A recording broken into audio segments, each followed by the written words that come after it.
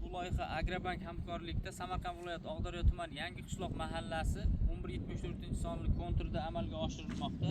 Bu yerda fasol, ya'ni loviya ekilgan. Maydon hajmi 10 gektardan iborat. Bu yerdagi ekinlar zamonaviy usullar bilan parvarishlanmoqda. Hozirda ekinlar unib chiqish, rivojlanish jarayonida. Ekinlarni yetishtirish 90 kun davom etadi. Yetishtirish jarayonida sug'oriladi, tabiiy va mineral o'g'itlar bilan oziqlantiriladi. Ushbu loyihaga 16 ta dehqon xo'jaliklari biriktirilgan bo'lib, har bir dehqon xo'jaligi o'rtacha 60 sotixdan yer tekkan har bir dehqon xo'jaligi.